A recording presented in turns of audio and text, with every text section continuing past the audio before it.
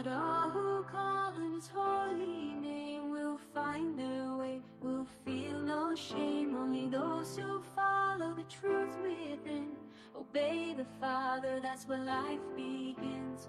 All the loud voices, they lead astray, but Jesus is the truth, the only way.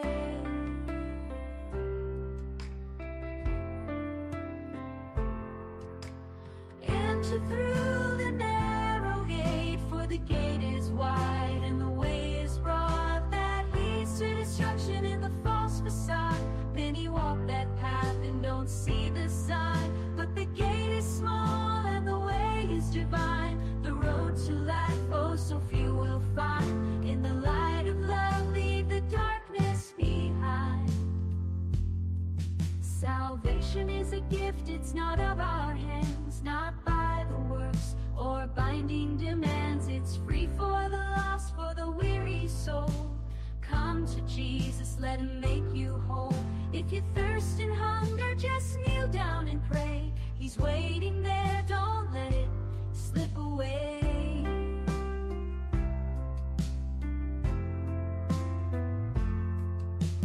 Enter through the narrow gate, for the gate is wide and the way is broad that leads to destruction in the false facade. Many walk that path and don't see the sign, but the gate is small and the way is divine. The road to life, oh, so few will find. In the light of love, leave the darkness behind. Enter through the narrow gate, for the gate is wide and the way is broad that leads to destruction in the false facade. Many walk that path and don't see the sign, but the gate is small and the way is divine. The road to life, oh, so few will find.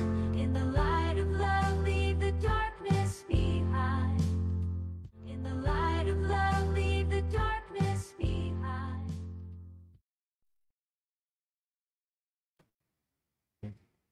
Magandang gabi po sa ating lahat, sa patuloy na nakasubaybay dito po sa ating The Narrow Gate Ministry live podcast dito po sa Facebook. So Ramil, magandang gabi po sa inyo. So, ngayon po may bago na naman po tayong paksa na tatalakayin, ang universalism po, Pastor, at saka ang revivalism. Now, ano po ba, Pastor, yung universalism muna, ang unahin po natin, ano po? Ang pagkakaintindi ko po dito, lahat ng tao ay sa kahuli-hulihan, maliligtas sila, mapupunta pa rin sila sa langit. So, lahat po yun. So kasunod po niyan, Pastor, yung revivalism. Ano po? Kung natin yung tungkol sa universalism, Sige po. dapat natin maunawaan yung background sa lagayan, bakit naniniwala sa lagayan sa pangkalamatang kaligtasan ng lahat ng Click po natin dyan. kita natin yung sa ating clip.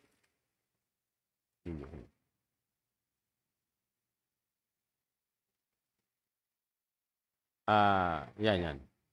70.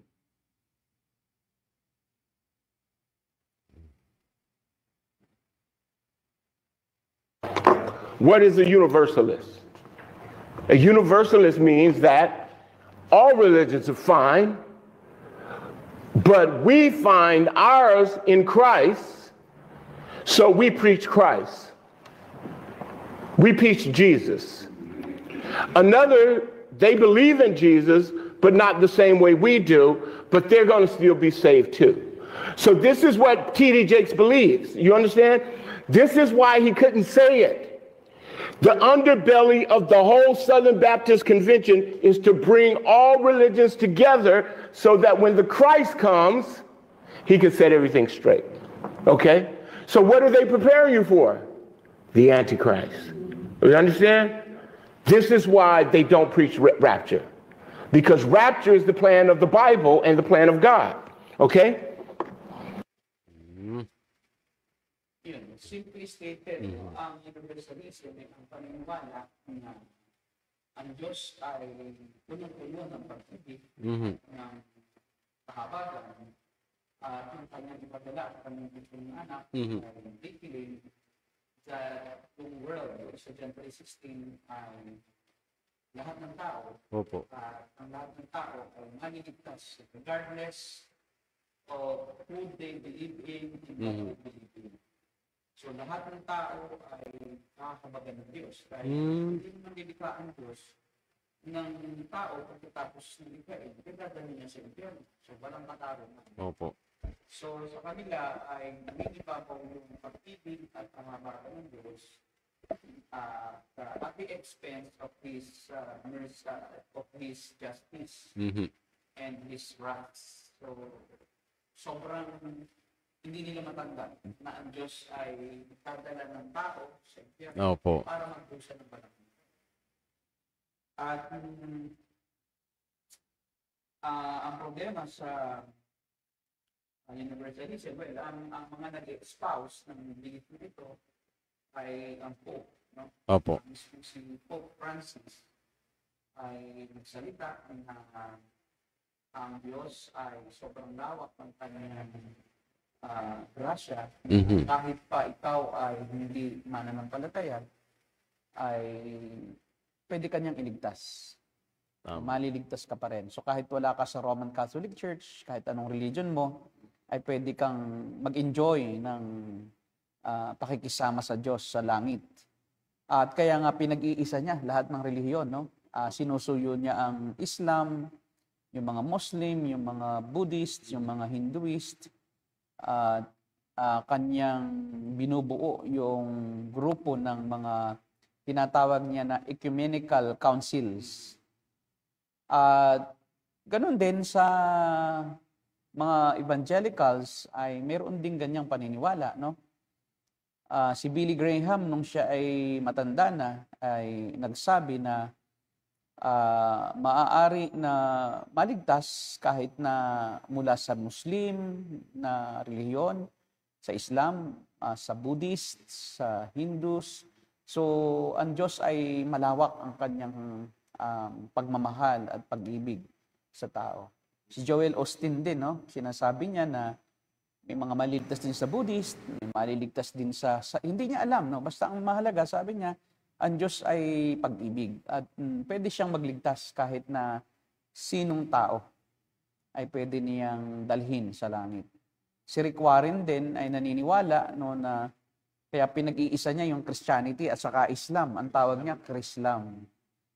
At sinasabi nga niya na regardless of what they believe about God, as long as they believe that there is God, and as long as they believe in Jesus Christ, even if they also believe in Krishna, Hare Krishna, in Buddha, in Muhammad, so they will still be saved. So meron din na yung Freemasonry, no? Yung Freemasonry, pinag-iisa talaga niya essentially ang lahat ng relihiyon. Exclusivist na Hindi. Pag nag-join ka sa Freemasonry, kaya nga free ang iyong free ka na mag-decide kung ano ang iyong sasambahin. Nasa loob kayo ng isang lugar, common area ng pagsamba, pero pwede mong sambahin ang kahit sinong Diyos. Pwede ka magdala ng kahit anong banal na kasulatan na sa palagay mo yun ang iyong paniniwalaan, gaya ng Biblia, Quran, yung Tripitaka. So umalaga ay nagkakaisa tayo sa paniniwala na may Diyos. At kahit sino pa yan Diyos na yan, ay mayroong kang kaligtasan. At ito'y nakapasok, no, sa mga evangelicals. Maraming evangelicals, especially, no, sa mga Protestants, ang nasakop at napailalim sa katuruan ng Freemasonry. Naalala ko nung ako ay nagpastor sa isang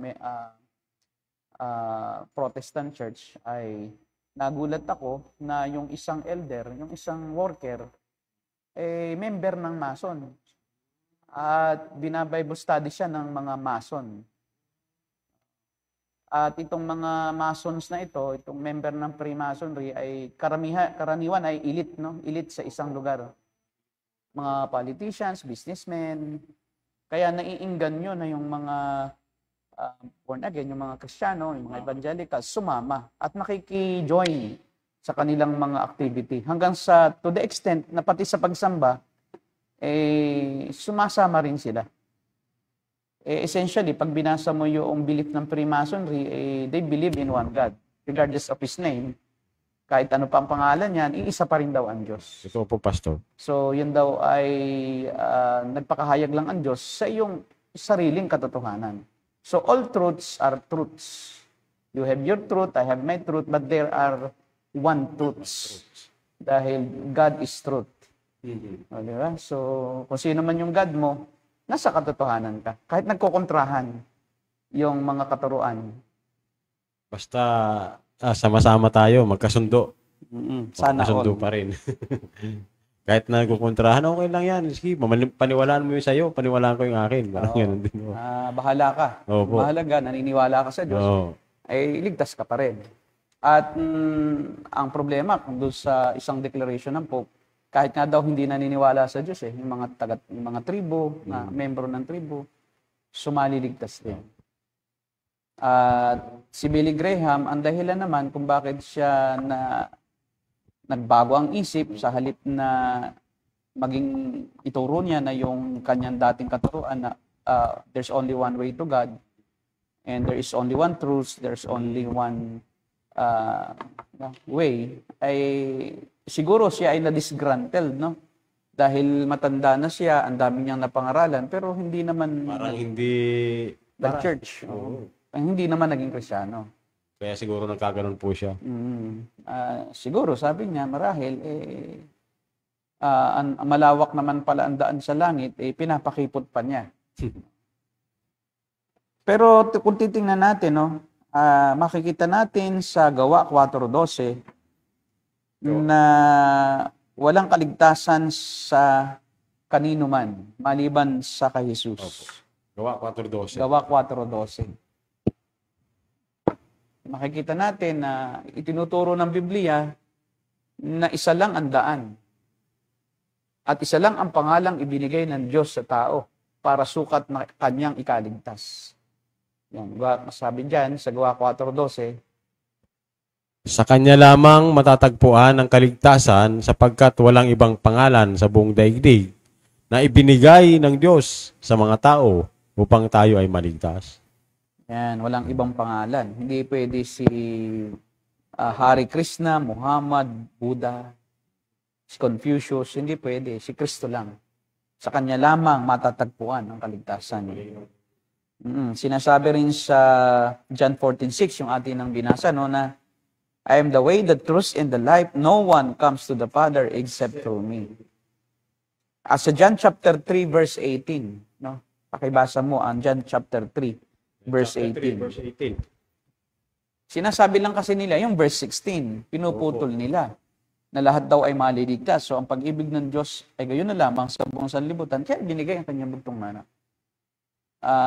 Nilalampasan nila yung word na ang sino mang sumasampalataya ay di mapahamak. Sabi po dito, hindi hinahatulan ng parusa ang sumasampalataya sa anak. Ngunit hinahatulan na ang hindi sumasampalataya sapagkat hindi siya sumampalataya sa kaisa-isang anak ng Diyos. Ayun, di ba? So, hinatulan na. Pag hindi ka sumampalataya, hindi ka maligtas. So, exclusivist ang Christianity. May exclusive claim ang Panginoon Jesucristo at yung exclusive claim na yon ang ating pinaniniwalaan. Kami nagtuturo na tanging kay Kristo lamang po matatagpuan ang kaligtasan sapagkat hindi po sa amin yon naturo. Itinuturo lang namin kung ano ang itinuro ng Panginoon. Bible talaga po. Hindi po namin binabago.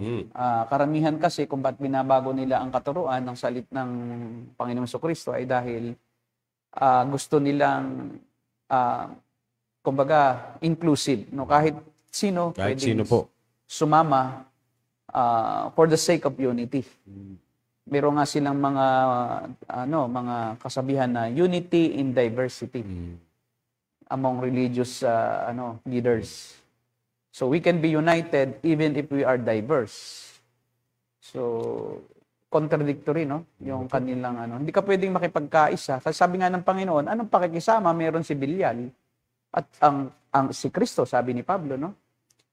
Anong pakikisama? Meron sa Diyos ng mga tunay na Kristiyano at Diyos ng mga pagano. Wala. Pagano. Kadiliman, liwanag. So, hindi pwedeng magsama yan. Laging talaga. mahihiwalay ang dilim sa liwanag.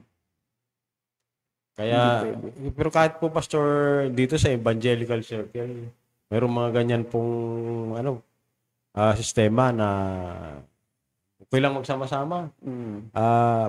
Basta, doon sa mga essential doctrine, kailangan magkaisa tayo. Pero pagdating doon sa mga bagay na gray areas sa Bible, charity. Sabi. Opo, yun ang sabi nila. Kaya ganun, nakikijoin sila, nakikipag-fellowship sila kahit doon sa may mga kultong katuruan. So, parang hindi po sinasang-ayunan talaga ng Bible yung ganun. Siguro ay hindi masama na tayo makipagkapwa-tao. Opo. Halimbawa, sa isang event o sa hindi naman religious Opo. platform, hindi religious na activity. Like for example, yung clean up drive. Like for example, kung maglilinis tayo ng Ilog Pasig, nag-volunteer lahat na maglinis, pwede tayong tumulong at pwede tayong makipagkaisa dahil yun naman ay hindi religious na usapin. Pwede rin tayong makipagkaisa sa mga Unitarian causes like nag-aambag-ambag para tulungan ang mga nasunugan o yung mga binagyo, binaha. So wala tayong problema na tayo makijoin. Pero kung ang platform ay relihiyon at may convention, for example, ng isang revivalist. Pero hindi naman natin kaisa yung revivalist na yon sa pananampalataya. At pinapa-join tayo, okay lang naman kasi pakisamahan lang natin. No, kasi para ano lang ba naman na tayo ay bumili ng ticket at tayo ay naroon lang pero sabi nga pulutin mo yung tama at iwaksi ang mali. O yung isda ay kunin mo yung laman. Huwag yung tinik. At yung tinik itapo mo. Tapo. Hindi pwede 'yon. Kasi alam mo nang may tinik eh. Bakit mo pa, hindi naman yan tungkol lang sa isda eh. Tungkol ito sa pananampalataya. Okay na lang, kung isda nga lang yan. Pagkain, physical, spiritual ito eh. Na pag may narinig ka, yan ay makaka-apekto sa iyong puso at isip. Kaluluwa pa. At iyong kaluluwa. Hindi ito may kinalaman lang sa physical. Opo, sa pagkain. Sa pagkain na pwede kang naiidumi. Diba? Kaso, pagka yung usaping pananampalataya, ang larawan nito, ang simbolismo nito ay lason. Opo. Kaya nga sabi sa Galatia 1:8, no? Ituring mong demonyo yung mga hindi nananatili sa ebanghelyong ipinangaral ng mga apostol. Doon pa lang po, Pastor, sa prinsipyo ni Pablo na yon, salungat na talaga yung kalakaran ngayon ng universalism. Opo. Ang prinsipyo nila yun. Paniniwala nila. So, hindi po pwede. Okay lang kung yan ay kawang gawa. Opo. Wala tayong problema dyan. Pagtulong sa nangangailangan, wala tayong problema dyan. So we do our own charity works on our own or corporately. Kahit pa Katoliko yan, pwede tayong magsama-sama sa pag-aambag ng pampalibing. Wala tayong problema dyan. Kung talagang may nangangailangan. Pero yung tayo ay magsama-sama sa isang lugar para talakayin ang pananampalataya, na iba-iba tayo, ay magkakagulo-gulo tayo. So, yun yung ating pananaw. Hindi naman tayo katulad ng iba na extremist. Na kahit yung makipag-usap man lamang sa hindi Kristiyano, ay ayaw. At parang nahahawa sila, no? Mga Pharisees na pagka nakipagbati, parang kapanalig ka na agad. Hindi naman tayo ganoon. Tayo ay mayroon lamang na partikular na aktibidad na iniiwasan natin. Kung hindi natin kaisa, wag tayong makihalo. Katulad niyan, yung mga ecumenical gatherings. Nagsasama-sama. Yung mga prayer, sa Malacanang, no? Prayer. Okay lang kung tayo ang pinag-pray. Pero kung ang pinag-pray nila ay yung Katoliko, ba't naman tayo punta roon? Para daw po mas malakas, Pastor, kasi marami nagpe-pray. May kanya-kanya tayong prayer. Isa lang naman kasi ang niyan Tama po ba ito, Pastor, na yung pananaw, nag-share ng gospel. Halimbawa, nag-share ka ng gospel. Sabi nung isang hinisiran mo ng gospel, Ay, ano yan? Ano bang relihiyon mo? Yung akin, parehas lang naman tayo. Ano yan? Para lang yan bundok na may kanya-kanya tayong daan papunta doon sa tuktok. Pero sa kaulihan, ay nasa tuktok pa rin tayo lahat ang punta natin. Doon pa rin ang punta natin lahat. Pero may kanya-kanya lang tayong daan. So, ganun po ang paniniwala ng Lahat mga... daw ng tubig papatungo namang dagat. Opo. Di ba? Ay, O hindi naman sinabi ng Panginoon na lahat naman ng kahit sinong sambahin mo, langit. Wala namang ganun. wala pong ganun. Talagang pag kahit nga common sense lang, no, pag nabasa mo lang ang isang tala. Kaya nga ang Israel, ibinukod na bansa eh. Huwag kayo makihalubilo sa mga ibang bansa. Doon No? pa Kayo lamang. ang bayan ng Diyos at kayo ay hindi dapat na makipamayan at makipanahan sa lupain ng mga pagano at sumunod sa kanilang mga kultura o kaugalian ng kanilang pamayanan. Eh, pagdating po sa New Testament, lalo na, no? Kaya nga pinag-uusig ang mga mananampalataya kasi hindi sila universalist eh.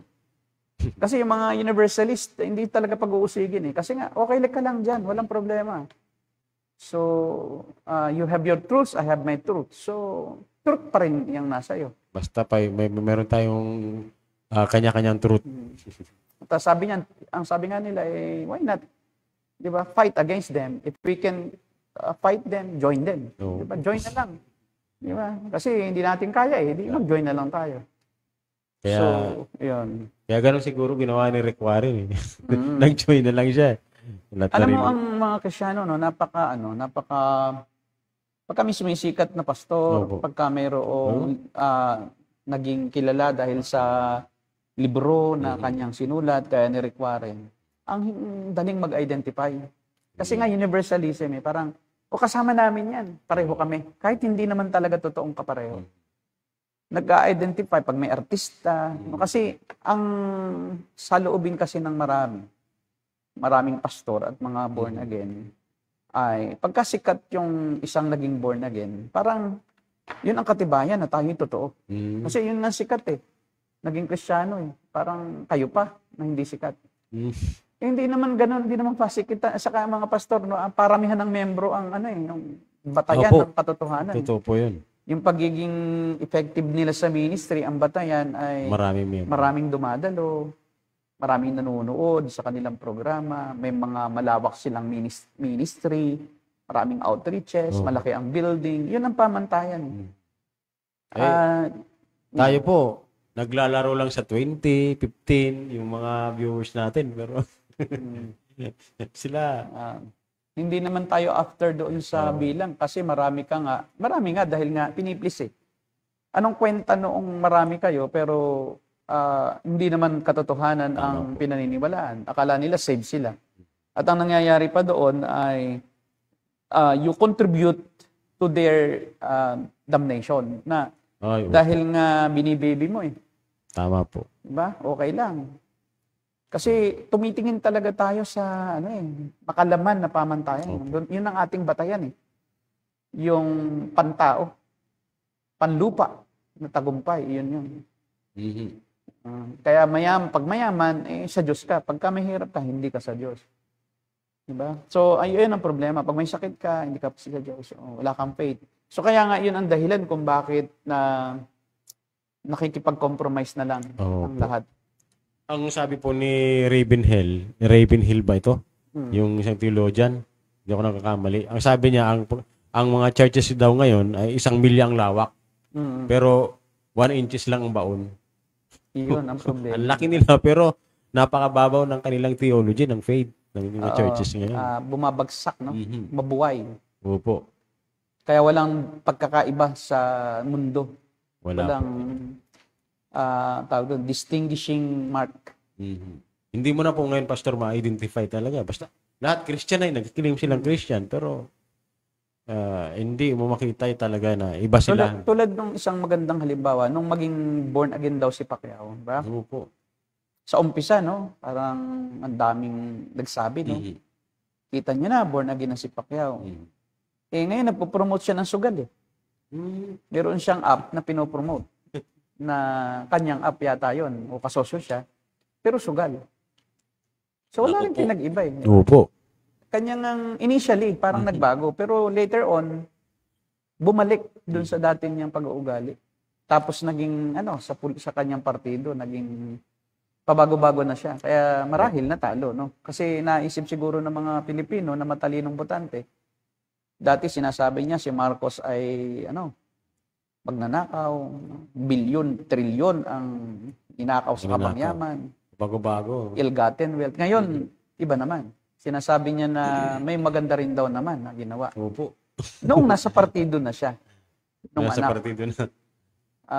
Umbaga, weather lang. So, pag Kristiyano ka talaga, mahirap mamulitik eh. Tamo si Abante.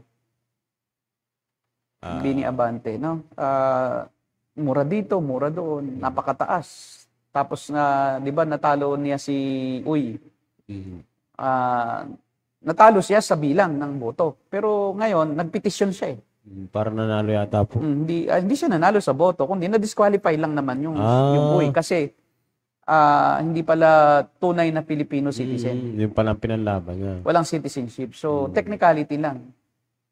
At ngayon ay nasa YouTube ngayon na sinasabi, tingnan nyo na, sino ngayon ang mag-aano sa akin? Sino magyayabang sa akin? Ako ang pinagpala. Nasa akin ang lahat ng blessing ng Diyos. O sino ang mas sigit sa akin? So Ganun? Naging parang na yan, na kesyo nanalo siya, parang akala niya siya ang sa Diyos. Hindi ganoon. Nako. Universal lang yan. Common grace lang yan, yung binigay sa'yo na posisyon eh. Hindi yan ebidensya ng kaligtasan o pabor ng Diyos. Kasi panlupa nga ang pamantayan niya. Panlupa.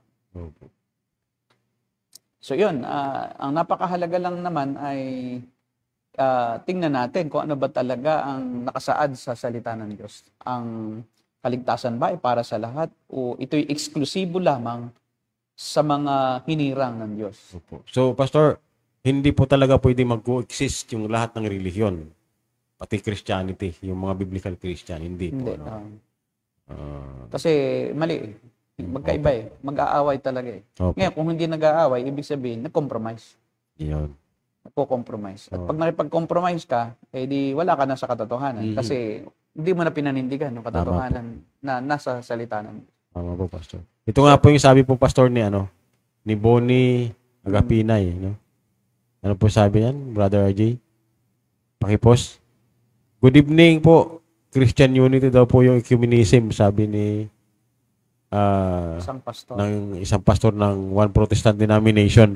Pero nung tanungin ko kung anong aspeto ng paglilingkod na mayroon tayo sa RC, ang Christian unity, malabo pa rin ang paliwanag niya. Tama po. Hindi talaga nila may paliwanag. Dahil wala talagang paliwanag na sa Biblia na pwede. Biblical talaga. Oo. Hindi biblical eh. Wala naman sa Biblia na ecumenism. Wala. Exclusive. Kahit nga sa loob mismo ng Christianity, maraming hindi tunay na Kristiyano. Kaya nga nagbabantay din tayo na hindi porke nagsasabing born again, tunay na born again. Pagbantay na po. Kasi maraming naandyan lang for selfish motivation na sikat lang pag Kristiyano ka o marami kang koneksyon pag Kristiyano ka dahil maraming Christian na nasa gobyerno, mga ganon. Pero ang totoo ay hindi tunay na saved. Kamakailan lang po, Pastor, may gumraduate na isang celebrity. Kung kilala niyo po si Joros Gamboa ba? Gumraduate siya sa isang pangalan ng global seminary. Mukhang ang daming nagpa-follow sa kanya. Siyempre celebrity po eh. So, yung medyo orthodox naman yung naririnig ko sa kanya, yung mga videos niya at naka-follow siya kay Paul Washer, no? Pero hindi po natin alam, baka siya po ay lagi tayong dapat may reservation. Ang judgment kasi hindi lang yung yung cons, pati pros. Kailangan mag-judge din tayo kung totoo ba ito. Kasi ang ginajudge lang natin yung parang yung mali. Parang doon tayo lang umiiwas. Pero yung mukhang totoo, parang hindi na natin dinidiscern kasi mukha naman totoo. Parang, Kaya nga sabi ni Charles Spurgeon, discernment is not knowing between right and wrong, but knowing the difference between what is right and seemingly right. Yung mukhang tama. Kaya walang discernment. Kaya nga, kita mo, yung si Arnel Ignacio, naging Kristiyano raw, ang dami, no, sa internet. Arnel Ignacio? Ngayon, kita mo ang buhay niya, di ba?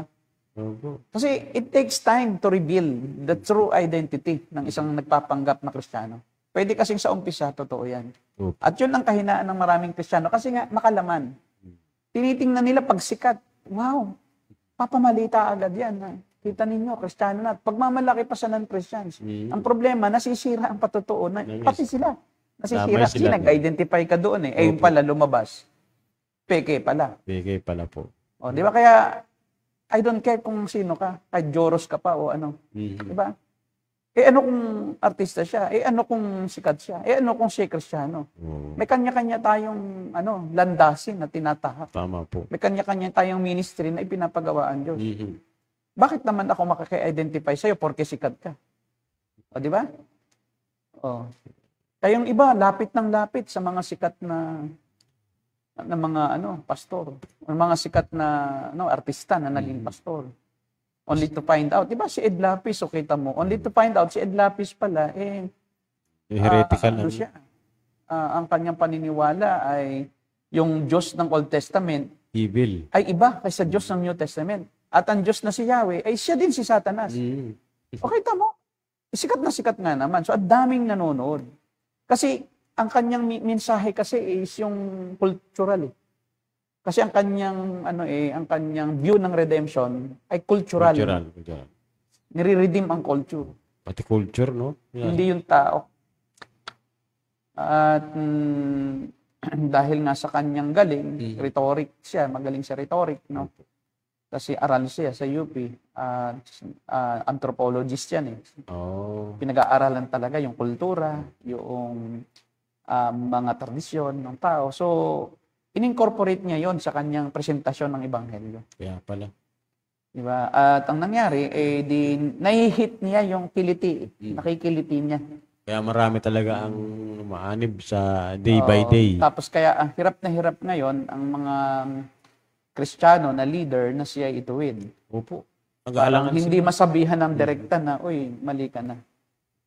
Inaalagaan pa rin. Kasi bakit? Marami kasing naniniwala na doon within their own denomination. So kung itouch mo si Ed Lapis, baka masaktan itong miyembro natin ng denominasyon na to, na naniniwala kay Ed Lapis, magkakaroon ng, ngayon, rift, magkakaroon ng paghihiwalay. Division na. Division na. So, kaya, ang piniplis ng tao, yung ego, yung kanyang sarili. Kaya sabi nila, bakit tagal-tagal na natin na nag-iibanghelyo? Bakit hindi pa rin dumarami? Hindi naman na-unite. Hindi naman talaga kailangan mag-unite eh. We unite in the truth. Not in common common attitude, tradition, and common bond between yung cultural barrier, di ba? Hindi yung kultura lang kundi ano ba ang paniniwala mo? Ito ba'y pareho sa paniniwala ko? Kung hindi tayo magkaisa talaga. Tama. So magkaisa tayo ay sa mga ibang bagay. Huwag tayong magkaisa sa relihiyon kasi iba ka eh. Iba talaga. Iba ka eh. Naalala ko po hindi ko alam kung ito ay quote talaga po ni John MacArthur, no? Na yung doctrine, may nagsasabi na doctrine divides. No?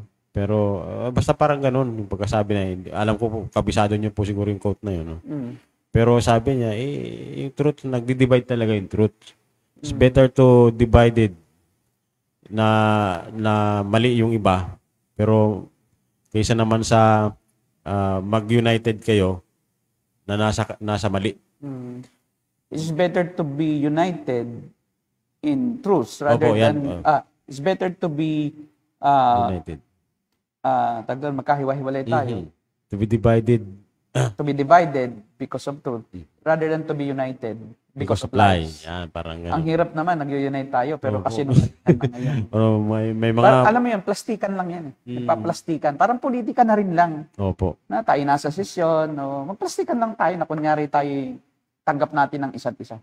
Naku po. Pero deep inside, kalabang ko yan. So, hindi ka na truthful sa iyong sarili. Opo. Parang ang hirap yun. So, ang hirap na kunyari.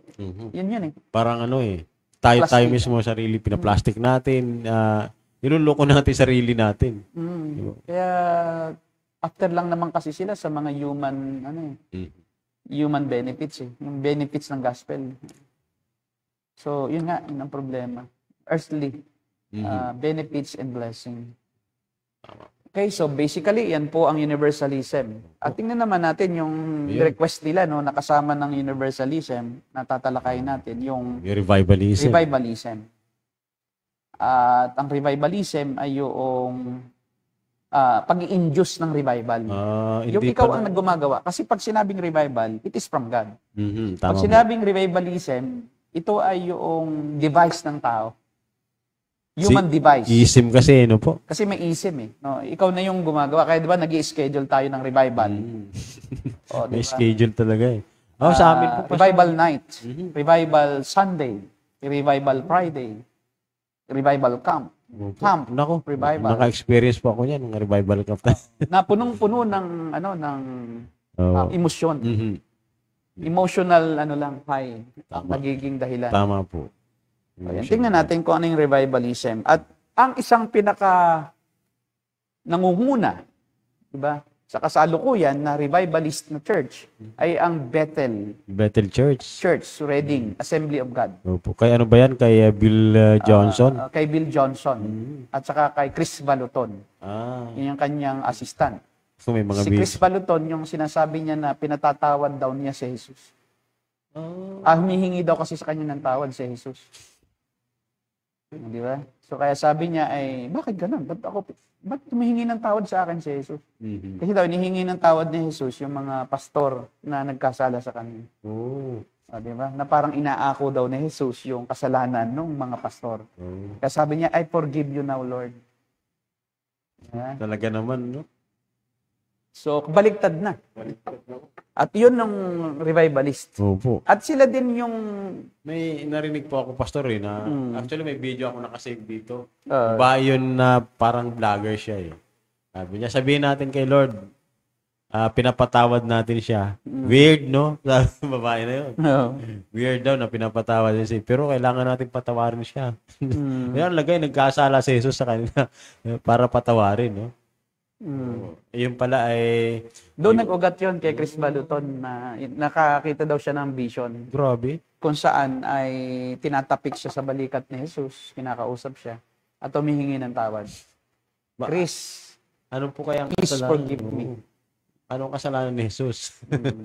Grabe, naging makasalanan na si Jesus. Banal nga yun hindi nagkakasala Hindi ibig sabihin na akuin niya yung kasalanan, nagkasala na siya. Yung parusa ng kasalanan inako, hindi yung mismong kasalanan na siya ay naging makasalanan. So, maling pagkaintindi. So, ang revivalism ay isang metodolohiya ng pagpangangaral ng Ebanghelyo na nagtitiwala sa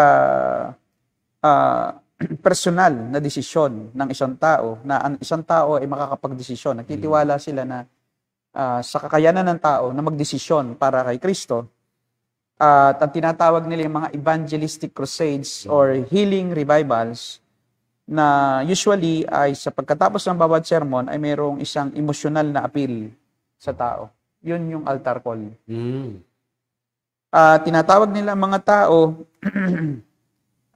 mula sa kanilang kalagayan bilang mga miyembro ng iba't ibang reliyon na sumampalataya kay Kristo.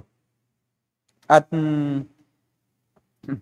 usually, sa mga revival meetings, ay nandiyan yung manifestation of the glory of God. Wow. Para mapatunayan ng taong nanonood na talagang may Diyos, ay nandoon yung gold dust, yung pag-ulan ng gold dust, yung manifestation ng gifts of the Spirit, particularly yung speaking in tongues. Yan ay laging kasama sa revival meetings. No?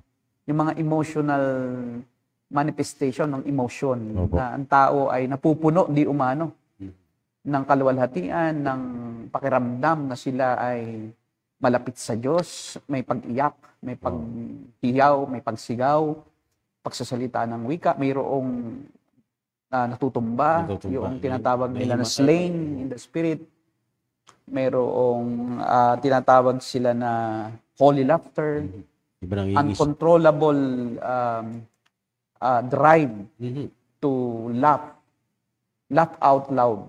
Kasi talagang malakas, no? They are laughing Opo, out loud. hindi nila na makontrol eh. Usually ay kaakibat nito yung mga positive na na preaching na health and wealth. Opo, Na kayo'y gagaling, yayaman, may mga testimony ng karanasan na sila ay nakaranas ng mga positibong pangyayari sa buhay. Na sila ay nagbago, sila ay nakaranas ng kakaiba na damdamin upang sila ay mapuno o mapuspos ng Espiritu Santo. Yan. Grabe. At sa Bethel Redding sa California kay Bill Johnson na church, nandyan yan sa ating sa ating pinapakita sa screen, yung revival niya ay mayroong umuulan na minsan ay umuulan ng angel's feathers, yung balahibo daw ng ng anghel. Opo. They claim that they experience seeing Opo. feathers of angels. Then, Allegedly, no? Opo. Yung glory clouds din po, And then, Pastor. glory cloud na sa itaas ay mayroong cloud. Grabe na. Pero yun ay lang, yung pausok talaga. Yun ay, ang tawag dyan is yung makina. Yung Fogging machine. Opo, Fogging machine na nakakonsentrate sa itaas. Hindi po kaya ito hazardous doon sa may mga hika? Yung gano'n. Hazardous yun sa mahika. Pero malakas naman ang faith nila eh. Ayun. Pag malakas daw ang faith mo, hindi ka magkakasakit. So, baliwala, no? tinetesting din nila yung hindi faith talaga, eh. ng kanilang mga niloloko. Oo, talagang niloloko Niloloko nila pero may faith. Di ba? So kaya hindi sila tinatablan. Grabe talaga. Di ba? So niloloko rin nila sarili nila sa pamamagitan ng panloloko nila sa mga naloloko. At yung gold dust. Yung gold dust ay very fine yung glitters. Gold glitters, golden glitters. Nakikita nila sa Na mga napakapino na yun ay may testimony mamaya si Justin Peters na mayroong pumunta sa kanya na isang babae na siyang tagalagay ng golden glitters doon sa vent ng aircon. At yun talaga ang task niya. Nagtapat yung babae. Kaya umalis na siya kasi alam niya na peke. Hindi na rin niya nakayanan yung pag-uusig ng buti. Si Justin Peters na po. Kay Justin Peters siya lumapit. Isang Spanish church na alay ni kay Bill Johnson. Okay po. Kaibigan ni Bill Johnson yung church. Ginagaya si Bill Johnson. Kasi yung mga churches na ganyan, gayahan ba ng gayahan? Kung ano yung nangyayari sa kabila, o gagayahin. Kailangan maging ganun din Kailangan tayo. maging ganun din. Na parang pare-pareho lang tayo. Uniform. May napanood din po akong video ni Justin Peters na challenge po niya yung Bethel about doon po sa angel's feather. Picturean mo and then ipa-examine sa mga eksperto. Kung napanood, alam ko po napanood niya na rin to. Pag napatunayan yan na yung balahibo na yon ay hindi siya katulad ng hindi siya related sa mga species ng ng mga ibon dito sa mundong ito, ibig sabihin, kung siya ay supernatural Out of this talaga. world. Opo. Ibig sabihin, maniniwala ako sa inyo. Ang problema yung anghel, hindi naman yun, wala Wala naman pala. naman pwede. Yun ay depiction lang sa Bible. Kaya- Yun ay lang, symbolism. Yung mga apakpak. Oh. Kasi ang angels talaga, spiritual beings. Hindi sila nakikita. Wala namang pakpak. Oo. Yun ay lang, simbolismo nung kanilang ginagawa. Na sila ay nasa langit, kaya may pakpak. So, nasa itaas, yun. Grabe. Pero hindi talaga. talaga literal na may pakpak. Ngayon, dahil nga sa kulang sila sa hermeneutics, Yeah. kulang sila sa theological education. Opo. Talaga Kasi nila- gumraduate lang naman iyan ay doon sa kanila ring Revival school. sariling revival school. Puro School of revivalism. revival. At saka itong mga ito ay, ang isang kakatwa sa kanila, meron silang grave sacking. Yung sinasak nila, yung pag may namatay na kilala na revivalist, like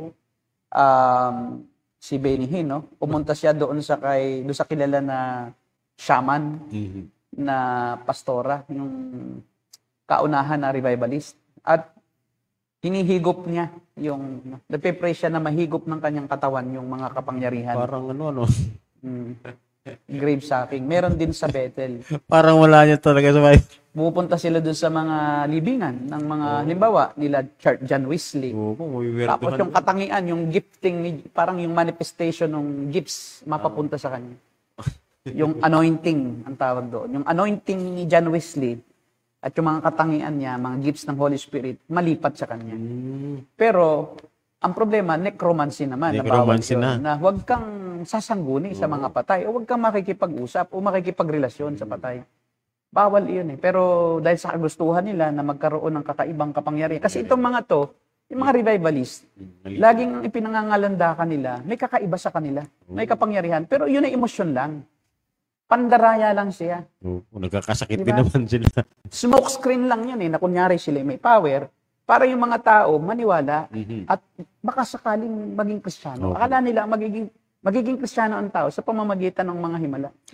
Eh, nung panahon na ng Panginoong Jesucristo, nasaksihan nila mismo yung paglakad ni Jesus sa tubig, nabalitaan nila yung pagpapakain sa 5,000, sa 4,000, nagpagaling ng kitongin, nagpadilat ng bulag, nagpalakad ng pilay. Eh, bakit naman hindi naging Kristiyano yung mga yon?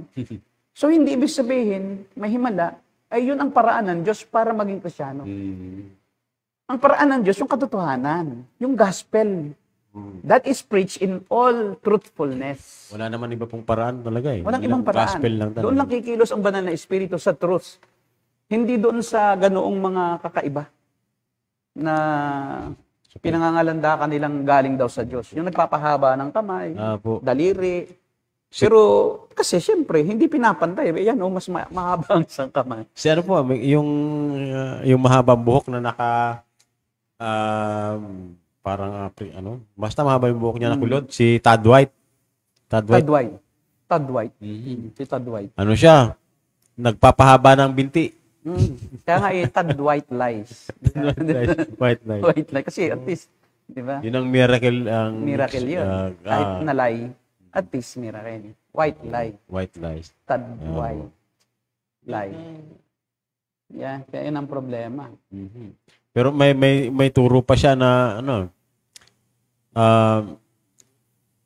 siya daw ay pinuntahan ni Mary sa kama.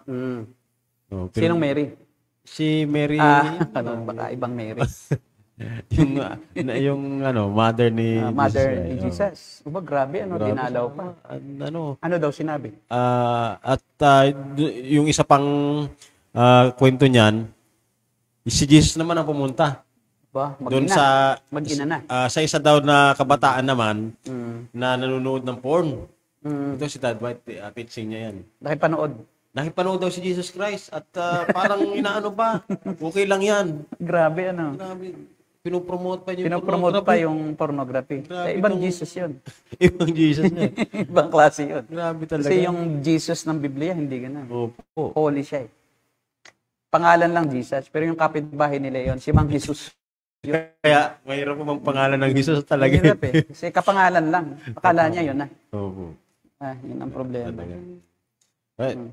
Baka panoorin po natin. Kasi yung ito yung mga terminologies, ganito yung mga terminologies sa mga ganyan revivalism yung may apostol. Yan yun. Kasi nire-revive ng Diyos daw yung kapangyarihan ng mga apostol. Tama. Yan, may apostol, mayroong anointing. Yan yung mga wordings nila. Manifestation. Glory of God. Shekinah. Yan yung mga terms na ginagamit dyan. Para bang highfalutin na out of this world. May glory. Di ba? Manifesting. Yung mga ganun yan. Manifesting. Yung impartation. Yan yung mga words na usually ginagamit sa mga revivalist. Revival na activities. Mga camps. Usually yan yung mga kabataan. No? Opo, mga kabataan talagang yan. Init na init sila dyan. Calling. Yung mga calling. Jesus calling. Yun yung mga terms. Yung gifts of the Spirit. Diba? Kaya yan yung mga makikita mo na talagang kakaiba rin yung mga words. Pag kakaiba na ang mga words, talagang magduda ka na. Ba't kailangan gamitin mo yung mga select words na parang hindi mo maintindihan masyado? Napakasimple naman ng gospel para kailangan pa bang gumamit ka ng mga ganyan? Para siguro ma-impress talaga yung mga... Yun yung ano, nagpapa-impress. They preach to impress, not to communicate. So that they build tsaka yung mga kilos nila, yung parang robot, yung parang may kakaiba sila. Tapos yung parang sobrang yabang na parang sila yung parang authority. Kasi man of God daw po sila eh. Yes. Anointed sila. Tapos yung talagang lumalakad ng very confident sa stage. Tapos, Tapos pastor. sumisigaw, Tapos pagka sumisipa. sumisigaw, wala kang ano dun sa pulpito, malakas ang buwis mo, sasabihin ng member, nakakarinig, wow, anointed si pastor. Nagugulat eh. Kasi nga, yung pinapractice nila yung intonation, yung modulation. Kasi usually yan, sinasanay yan ng mga public speakers. Na hindi kakaiba doon sa mga multi-level marketing. Parang, Napapansin mo pareho, power! Maganon din, di ba? Power up. Maganon din. Baga gayang-gaya yung power! Hallelujah! So Yung parang ganun makinig po. ka eh. Nako. Yung, kasi alam mo yung modulation ng words, nakakapukaw yan eh. Nang natutulog eh. Dapat pala po, ganun din tayo eh. Kasi hindi normal eh. Dapat, kakita mo, sabi nga ni John MacArthur, may nagtanong sa kanya, why is it that when you preach, you are not like yung mga pastor ngayon na pasigaw-sigaw, tapos kumakanta pa nga eh, di ba? Nag-i-entertain. Sabi niya, I can't go beyond what God has explicitly told me to do in front of the pulpit Tama. while preaching the gospel. There's no such pump, yung mga pompous na mga mga activity. Kasi kaya naman ni John MacArthur yan. Diba? Pero ayaw niya. Kasi ayaw niya sumobra. Na baka ang tao, ang ma-focus ang tao ay doon sa kanyang galing. Diba sabi nga ni Pablo, no? Pumunta kami dyan sa inyo na nanginginig. Opo. Natatakot. Walang sariling ano. May pangingimi. Dahil ang aming daladala ay kayamanan. At kami putik lang. So kailangan makita yung kayamanan. Kami mga mga sisid lang, walang silbi, walang halaga. So, bagamat kaya niya yan, kaya niyang magpa-impress, pero hindi niya ginagawa. They see to it, yung mga tunay na pastor, they see to it that yung content ng message ang nakikita at naririnig at nabibigyan ng halaga. Hindi yung kanilang anyo. Dapat nga nalilimutan ng tao kung sino yung nagsasalita eh. Yun ang tunay na gospel preacher. Hindi siya nakikilala, nakatago siya doon sa likod ng katotohanan. Kaya sabi nga po, pastor, ng isang German theologian, no, preacher, I think reformed din ito, sabi niya, preach the gospel and be forgotten. Mahalaga na i-preach mo yung gospel, yung katotohanan. Bahala na kung malimutan ka ng tao. Mahalaga maalala ng tao yung gospel, yung truth. So, yung iba pagkaroong halimbawa, may nagiging mananampalataya sa kanilang pangangaral, sobrang credit. Opo. Pinupuntahan pa nga, alam mo, dahil sa akin, kaya ako naging Kristiyano. Ano to po yan, pastor? Meron akong ganyang narinig. Sabi niya, lagi niyang sinasabi yon. Mula nung ako'y maging member ng church, lagi ko siyang naririnig pag nagtitestimony siya. Yan si ano. Yan ay anak ko sa pananampalataya. Naging Kristiyano yan dahil sa akin. Mali yun. Pero pastor, isa lang yun. isa ka lang. Isa lang yun. Kaya pala sobra na niyang yabang dahil isa lang pala yun. disappointed siya. Isa ka lang eh. Sa buong 100 taon. Isa lang pala. Isa lang ang naging Kristiyano. Yabang Diba? naman. Kaya sa disappointment niya, lagi niyang binabanggit. Ganun pala. At least may isa siyang naging bunga, di ba? Kaya siguro ganun. Pero hindi rin dapat eh. Hindi dapat. We don't owe anything to human preachers. At iyan ang maling-mali na maraming pastor ang parang naniningil ng utang na loob.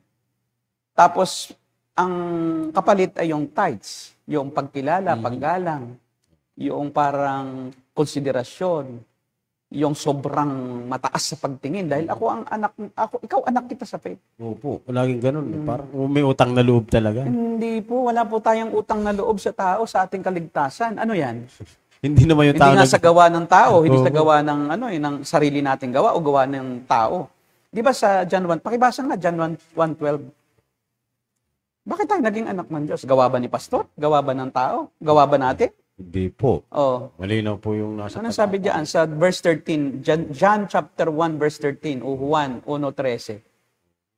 Kasi sa 12 lang sila Tapos na sila sa 12, tinitigil nila doon. tingnan natin yung 13. Sabi diyan sa 13, sila ay naging anak ng Diyos, hindi dahil sa isinilang sila ayon sa kalikasan o sa kagustuhan o sa kagagawa ng tao, kundi ayon sa kalooban ng Diyos. Hindi po kagagawa ng tao yung pagiging born again ng sino man. Ako kanina, meron tayong Bible study na judge. Yung judge na yon ay naging Christian through the ministry of my friend na pastor din. Very good po. Nag-commit ako na magturo kanina sa kanilang sala, yung mismong branch sa RTC. So nagpa-unlock ako kasi sa dami ng aking ginagawa, matagal na kasi akong gustong pagturuin nung friend ko na pastor. Nakakatuwa naman. So nakakatuwa. No? Pero yung pastor na yon hindi naniningil. Sabi nga nung judge sa kanya, alam mo yan si pastor, hindi man lang iyan nagsabi na, Judge, pwede ba akong makahingin favor? O Judge, kulang ako ng kulang kasi kami sa gas. Pwede bang magdonasyon ka? No. Hindi siya nanghingi. At yung mismong judge ang nagsabi sa akin. Na yan, si pastor talagang down to earth. Kaya ako naniniwala sa kanya. Hindi siya nagpa-importante sa akin. Kahit na sa pamamagitan ng kanyang pagba-Bible study, ako dinil ng Diyos. Naging Christian siya. Nakakatuwa. No? Yun ang tama. Hindi gaya ng iba na susulatan pa. At saka, pinagyayabang sa ibang tao.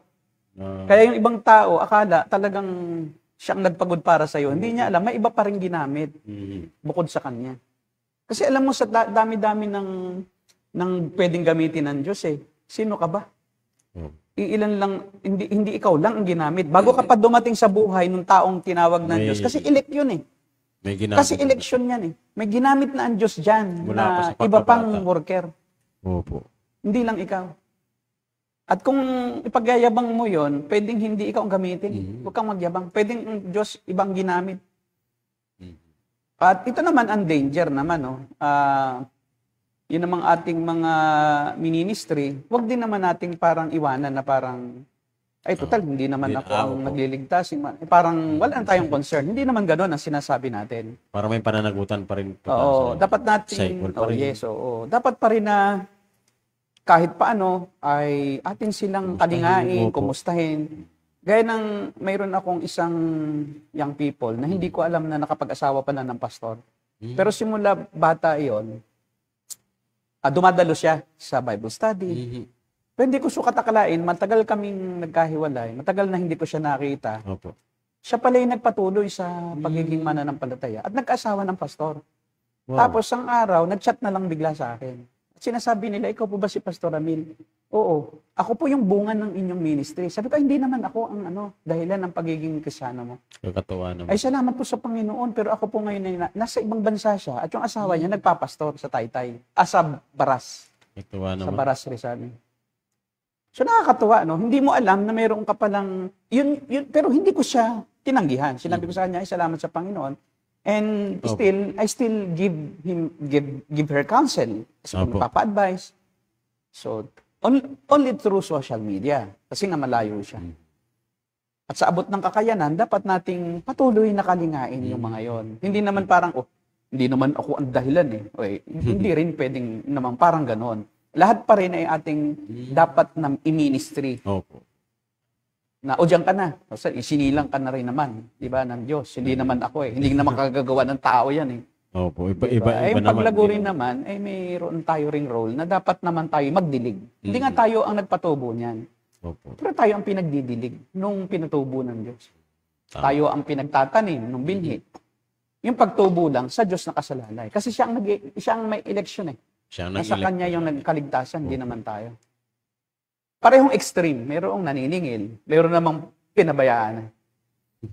Pinabayaan. Ang kukulit na titigas ang ulo nyo, bahala na kayo sa buhay nyo. Diba? Maliban na lang siguro kung kontra na siya sa doktrina na Kristiyano. Yun siguro, at ayaw makinig sa'yo, wala tayong magagawa. Iba ka na hindi ka naman tunay na Kristiyano. Kasi meron din akong mga na ministry, naging JMC kay Almeda. Tapos pag sinaway mo at sinabihan mo, hindi, ito ang totoo. Sorry. Ang mahalaga, tinuruan na kita uli na hindi yan totoo. Oh. O, di ba? So, wala akong magagawa. Pero kung nagpapaministry naman, okay lang. Kahit hindi mo na member. Kasi yung iba parang, member ko yan, dito dapat mag-tithes. Oo. Kahit nasa ibang bansa na. Kahit nasa ibang bansa. Alalahanin nyo, Oo. mother church nyo. Oo, alalahan yung mother church nyo. Paano doon siya kumakain eh? ng, Ngayon, kung ambunan ka ng blessing, okay lang. Pero yung loyalty sa pagbibigay, gusto mo laging sa iyo, 'di ba? Wag mo namang anuhin. Sagkaan ang damdamin ng tao. Kasi doon siya pinagpapala ng Diyos sa kanyang dinadaluhan. So, hindi tama yung parang nagpapatanaw tayo ng utang na loob. Maganda kung magbigay sa iyong iglesia yon, okay lang. Pero kung ayaw niya, wag mo siyang sisihin. Opo. Ganun, Kasi may kalayaan eh. May Christian liberty. Hindi Tama pwedeng sagkaan natin yung kalayaan niya na magpasya kung saan Opo. niya. Kung gusto rin umalis, sabay paalisin mo. Lilipat na siya kasi malayo na. Malayo. Pinagtitiis mo pa, namamasahe pa siya ng 500 para lang makarating sa church mo. O tapos kung gusto mo siya, hindi, kailangan magtiis ka kasi Magtiis dito ka ka. naging Kristiyano. Hindi. Iba naman mo. Hindi. Kung mayroon namang kapareho doon na iglesia na malapit sa kanya, tulungan Tama. mo siyang makapasok doon. At kausapin mo rin yung pastor doon na, Pastor, diyan na po dadalo yung aming member kasi Tama po. nalalayo na po siya at saka kami concerned din na siya ay hindi na po magsubi pa ng pera na dapat kakainin na nila kasi mahirap ang buhay. Di ba kung may kakayahan yung taong yun na gumastos. May Ngayon, sasakyan. inyo ring susuriin yung economic situation, yung layo nung pinanggagalingan, yung nangyayari sa pamilya niya, naiiwanan yung mga anak kasi hindi naman pwedeng isama.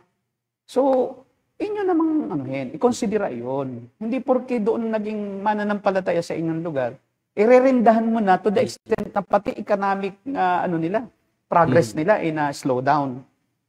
Dahil doon. Dahil lang doon na gusto mo, ikaw lang ang daluhan, ikaw lang ang tama, ikaw lang ang totoo. Mayroon pa rin ibang tama, pareho natin.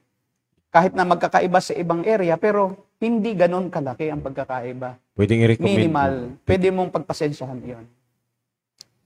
Kaya, so yun, revivalism, talagang hindi po talaga biblical. Ano po, Pastor? Balik po tayo doon. Kasi, Ayun, sabi ni Brother Budge, it is better to be divided ayun kay John MacArthur po. by truth than to be united in error. Yan po yan. It's better to speak the truth that That hurts hurts and then heals than falsehood that comforts and then kills. Si Eden Rogers. Salamat. Yun po. Salamat po, Brother Budge. Yun ang tunay na Kristiyano, hindi yung tawag doon, balat sibuyas. Opo. Balat sibuyas. Maraming balat sibuyas eh.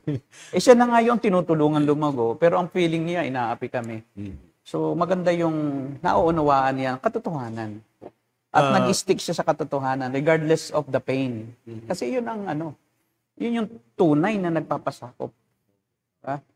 So batiin muna po natin si Sister Riza Torres, no? Gandang gabi sa iyo.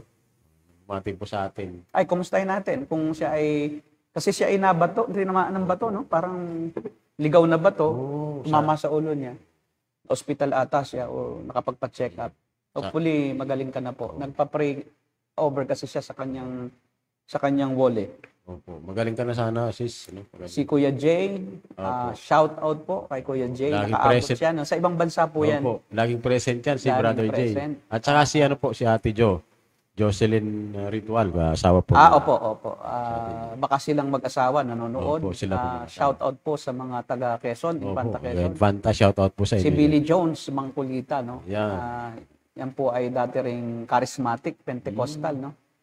Na na-reform. Na-reform na. Baka dahil din po sa TNG, Pastor. Partly siguro, no? Kasi nakikita po yan na minsan, no? Nag-interact sa mga Opo. Kuya Jay, present. Si StreamYard, present din po. Ayun, no? Opo. Ay, StreamYard. akala ko. Hindi pala yun comment. Tumawa tuloy si Brother RJ. Pala yan. Yung pala ay, ano pala yun? Yan, so... Ayan, hello po. Yan. Okay, tingnan pa natin yung isa. Panoorin natin yung isang sikat na revivalist na church. At para maunawaan natin kung ano ang kanilang pinagdadaanan. Yan pong yung the powerful revival history behind Bethel. Medyo mahaba yan, pero tingnan natin. Yan.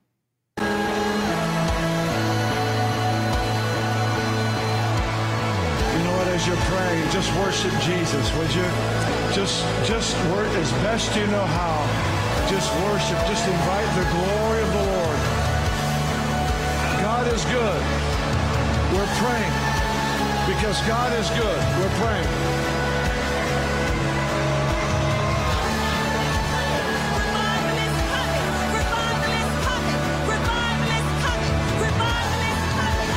Fresh baptism of fire. A fresh Revival is baptism coming, of Lord. fire. A fresh baptism of fire. Pray that for the people around you. A fresh baptism of fire. A fresh baptism of fire. A fresh baptism of fire. A fresh baptism of fire. A fresh baptism of fire.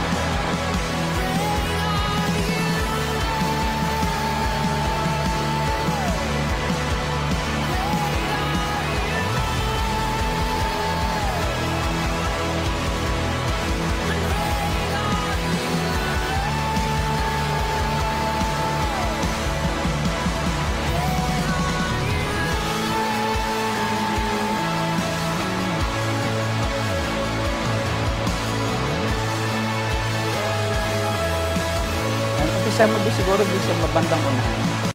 Yung history niya kasi, yan puro na lang, yung una. Medyo, Umpisa natin sa una. sa may bandang una, kasi tinilakay dyan yung history niya Yan. Sige pa. Yan, okay. Yan. I'm going to ask Ian Ross, too, to come on.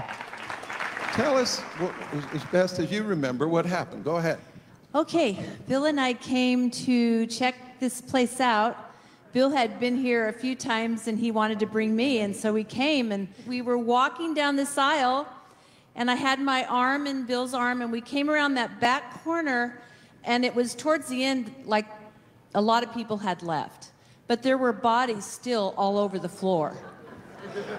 And I was just kind of minding my business and just kind of observing what was going on, and there was this really drunk man in the back going around praying for people. And he was like going around just touching people with his finger and they would just go out.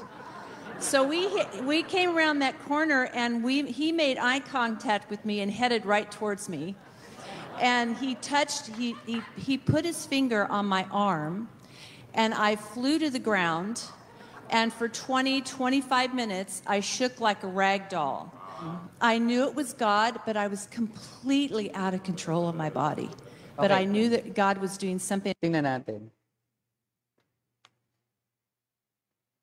Yan, ang isang karakteristik ng isang revivalist church ay, ang sabi niya, I know that it was God, but I can control my body. Hindi na makontrol lang. So, hindi niya makontrol, pero sa Diyos yon. Ang problema is, kung ikay sa Diyos, dapat kontrolado mo. Hindi pwede kasing walang control ka sa sarili, di mo na alam ang ginagawa mo. Paano malalaman sa Diyos ka pa? Kasi contradictory yan If you are out of control of your body, how can you be sure that it is still God? At kung ano pa yung ginagawa mo, ay sa Diyos pa. Kaya sabi nga niya may nag-touch sa kanya, sa kanyang balikat, at siya'y bumagsak sa ground. The problem is why? She can't explain. And even kahit sila, hindi nila ma-explain. At ang sabi nga ni Bill Johnson ay, basta, may nangyayari, pero hindi natin maipaliwanag. So, hindi basis ng truth yung you cannot explain. Because the truth is explainable.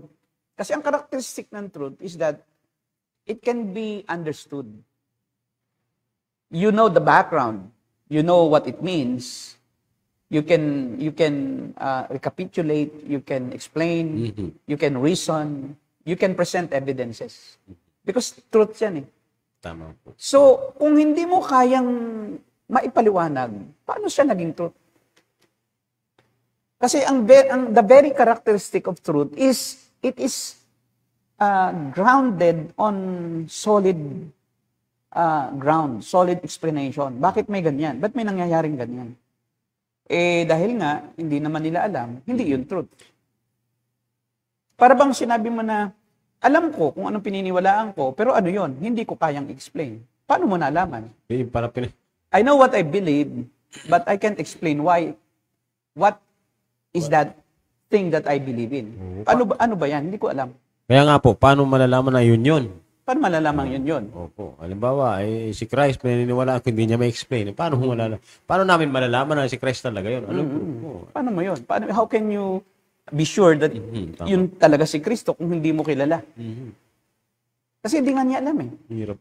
So ang hirap i-explain talaga kasi nga hindi nga truth eh. Kasi ang truth, lagi iyang may historical background. Yes po. Lagi alam mo may pinanggagalingan yan kasi truth siya eh. Hindi pwede yung faith without basis. Kasi po, Pastor, ang blind faith kasi yan. Opo. Kaya lang po, ang kanila pong katwiran dyan, as the Spirit leads. Dahil nililid kasi ako ng Spirit eh. Okay, again, how can you be sure that it is the Spirit who leads you? Ito, nangangalasag ang Hindi mo nga kilala yung Spirit eh. Paano mo nga malalaman na Espiritu Santo yon? Opo. Hindi mo nga kayang ipaliwanag kung bakit at kung sino ang banal na Espiritu at bakit niya ginagawa sa iyo yan. Tama po. So, ibig sabihin, hindi siya banal na Espiritu kasi chaos eh. Ang banal, hindi siya magulo, di ba? Tama Laging po. kaakibat ng kabanalan, ng holiness, yung Kayusan po. Yung order. Hindi kasi pwedeng holy ang Diyos, pero chaos. May kaguluhan. Paano naging holy ang magulo?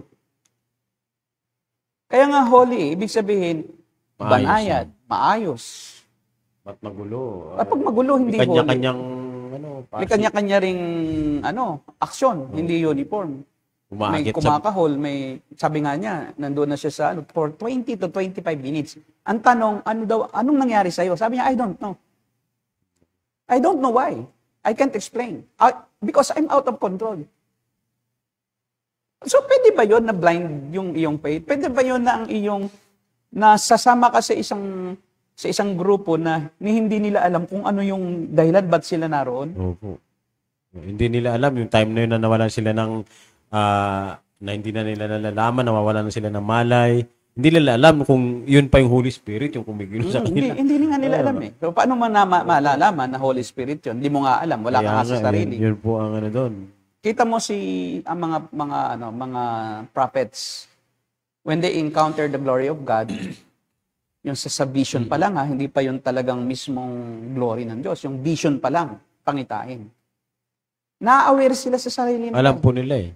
Hindi sila yung nawawala sa sarili, kundi lalo silang nakakakilala kung sino sila. Opo. Kaya nga sabi ni Isaiah, nung makita niya ang kalwalhatian ng Diyos, sabi niya, nadapa siya, nagpatirapa siya, sabi niya, woe unto me, I am a man of unclean lips. Diba, kawawa ako, ako isang taong makasalanan at sinungaling.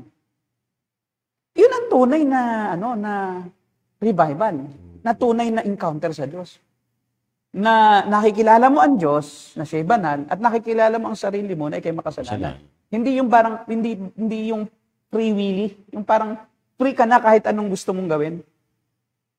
Na hindi mo rin alam kung bakit mo ginagawa at kung ano na yung ginagawa mo. Kaya yung iba nga, parang pusa, parang aso, tinatalian pa nga. May tali, tapos maalulong. Umaakyat pa po sa grills ng bintana. Oo. Yung pagtatangs nila, pagtahol na eh. Tapos umaakyat pa nga sa mesa na parang aso. Mayroon namang may tali na hinihila-hila. Diba? Spirit ng aso yun, Pastor. Hindi po Holy Spirit. Spirit of, dog spirit. May meowing in the spirit, meron na rin umaalulong, meron na rin umingiyaw. Wow. O, diba? Wala pong tumitilawak doon, ano? Meron na rin. Meron na rin. Oo, mayroong holy laughter na pag natouch ka dito ni Rodney Howard Brown, uncontrollable ka talaga. Hindi mo makokontrol. Tatawa ka ng tatawa. Pag tinanong ka, anong ginawa mo? Hindi mo alam. O, di ba? Paano yun? Paano mapatutunayan sa Diyos yun? Hindi mo nga alam eh. So, contradictory eh. Di ba? Nasa katotohanan ka, pero hindi mo alam kung ano yun. Yung katotohanan, alam mo yun. Naalala ko Aware po. ka kasi Opo. truth siya eh. Naalala ko po, Pastor, nung, di ba po ang Holy Spirit, pagka na-filled ng Holy Spirit ang isang tao, alam niya rin yung ginagawa niya. Kaya lang, mayroon siyang boldness. Mayroon siyang lakas ng loob. Katulad po ng mga alagad sa Pentecost, no? Matatapang yung loob nila, sila Pedro. Alam nila yung ginagawa nila, nag-preach sila ng gospel eh. Napuspo sila ng banal na spirito. Malalakas yung loob nila na mag-evangelize. Ngayon, mayroon po akong experience na nung ako po'y mag-iinom pa. Pag ako talaga, yung paglasing ka na, siguro, alam naman po natin yun. Dati doon tayo nagaling natin. Paglasing ka na, hindi yung espiritu na nangalak na sa'yo. Hindi mo na alam talaga yung ginagawa mo eh. So, yung kanilang nangyayari sa kanila, katulad paglasing, nawawala sa sarili. Pero yung kasing napupuspos ka ng banal na spirito, hindi ka naman nawawala sa sarili talaga po. Alam mo yung ginagawa mo, kaya lang, mayroon kang tapang, may lakas ng loob ka talaga na mag-share ng gospel. Parang ganun po yung... Oo, tama rin. Alam mo, kasi ang feeling of the Spirit ay hindi feelings. Opo, hindi feelings. Yung feeling ay yung siya ang nasusunod. Yes po. Kontrolado ka niya. Yun. Siya ang Panginoon. Kapag sinabing you are filled with the Holy Spirit controls your emotion. The Holy Spirit controls your anger. The Holy Spirit controls your greed. The Holy Spirit overpowers your selfish desires. That's why the Holy Spirit will make you humble. The Holy Spirit will make you patient. Patient ka. Fruits ng Holy Spirit. The Holy Spirit will make you holy, will make you obedient to the Word of God. Yun ang feeling. Nasusunod siya. Yung Holy Spirit. Nakontrolado ka niya. Na hindi yung parang napupuno ka at nawala ka sa sarili. Pero alam mo pa rin po sa sarili mo yun eh. Ano po? Yun ang ibig sabihin ng feeling of the Spirit. Hindi yung napupuno ka na parang umaapaw. No, wala. Kung hindi, na parang kulang, tapos pupunuin ka para umapaw. Hindi yun ang ganong... Kasi nang tumanggap tayo ng banal na Espiritu, pantay-pantay ang amount. Hindi bawas, hindi kulang, hindi 90% lang. Diba? The whole Holy Spirit is in us. The person of the Spirit is in us. Kaya lang hindi natin sinusunod. Yun ang ibig sabihin ng feel. Sinusunod mo siya, siya ang Panginoon mo. Siya yung naghahari sa'yo. You are filled by His will. So yung fleshly desire mo, hindi na naghahari. Dahil ikaw, siyang hari, yun ang feel. Yung filled ka ng Spirit. Hindi yung feelings. Na pakiramdam mo, nangangilis ang balahibo mo, pakiramdam mo, naiiyak ka, pakiramdam mo, nanginginig ang tuhod mo, pakiramdam mo para may humahawak sa iyo dito, na malamig, na... Kasi alam mo kung bakit. Feelings yon, hindi feeling. Feelings of the Spirit. Hindi feeling. Hindi feeling. Feelings. Feelings lang. So, kasi ganito yan eh. Ang ating utak, nangyayari din kasi yan sa mga false religions. Opo. Like sa Buddhism. Mayroon din silang ganon. Lalo na sasalita po. rin ng... Lalo na po, Pastor, pag, di ba, pag sila ay nag-yoga. Nag-yoga. Tapos nangingilabot din sila. Talagang nawawala sila sa sarili. Tapos parang feeling nila talagang sila ay one with nature, na napakagaang, lumulutang sila. Ganon din sila eh. Ay yung Kundalini. Kundalini Spirit. Yung Kundalini Spirit, yung nagkakagulo sila. Kasi di na nila alam kung anong pinagkagagawa nila. Yun yung Kundalini. Meron din yan sa false religions. Kasi bakit? Ang tao may brain chemicals na tinatawag na endorphin. Nagre-release ang brain ng endorphin. Ang endorphin ay isang chemical naturally occurring in the brain, in the body, that makes you feel like you are nakasyabu ka. Para yung pain mo mapawi. Kasi ito yung natural response to protect. Pag ikaw ay nakakarinig ng mga magaganda, nahahay ka eh. Kasi yung endorphin, napuproduce yan pag nakakarinig ka ng magagandang pangako. Para pag nanonood ka ng sine, di ba? Yung sobra kang na-enjoy mo, na parang nasa loob ka na ng pelikula, na parang ikaw na ang bida. Ngayon, yun din yung nangyayari. Nakala nila Holy Spirit yun. Yung endorphin lang pala yun. na feeling mo nakasabu. Opo. Ang brain natin nagpo-produce ng iba't ibang chemicals na natural. Halimbawa, yung adrenaline. Ito namang adrenaline na chemical, na substance na nirelease ng ating brain, ng ating glands, ito ay nagpapalakas, extraordinaryo. Pagka yung bigla, yung may nagkasunog, nagkalindol, Opo. tapos takot na takot ka. So, nakakalabas ka ng bahay na buhat-buhat mo yung 100 kilo na na refrigerator. Refrigerator, madadala mo. O kaya minsan nakakatalon kahit 2 palapag, di na di ba? Nagkakaroon ng extra strength, Opo. di ba? Extra boost ng iyong ng iyong lakas. Di ba? Kaya yung iba, yun ang ginagawa ng mga athlete, no? Kaya sila yun ay ginagaya ng mga pharmaceutical companies para ma-duplicate yung ginagawa ng yung dopamine. Opo. Di ba? Nakakapagpataas ng ng performance. Testosterone, yung pinapalakas yung iyong production ng testosterone. Opo. Kaya yung mga iba, di ba, kaya yung mga bading ang gusto yung mga tumboy androgen, yung pinapataas yung bilang ng male testosterone. hormone ng lalaki. Male hormones. Male hormone. Tapos yun namang lalaki, yung female hormone para 'di ba nagkakadede. Opo. Kasi yan ang effect ng mga hormones na yan.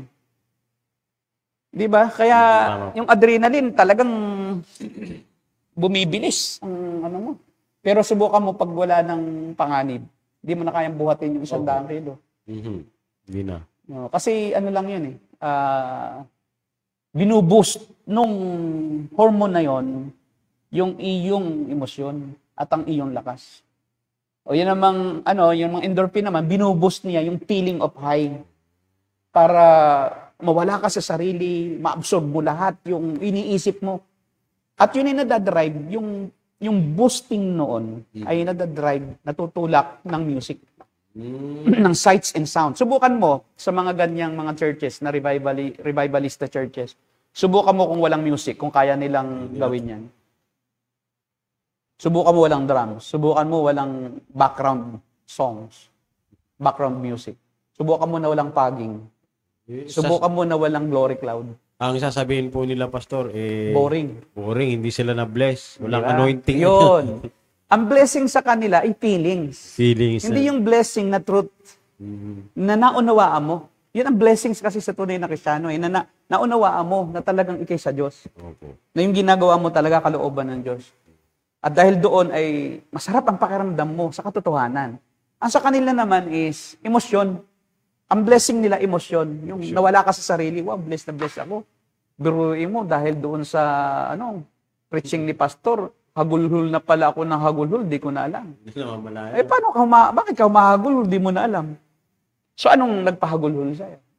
Nadala ka lang kasi ng emosyon, blanco ang iyong utak. Sa pagsamba at sa mga worship service o sa kahit sa anong activity ng Kristiyano, balance. Not feelings over mind or mind over feelings, but balance. Your feelings must be driven by the truth. There's also feelings. But not uncontrollable feelings. Not unknowable feelings. But feelings based on the truth.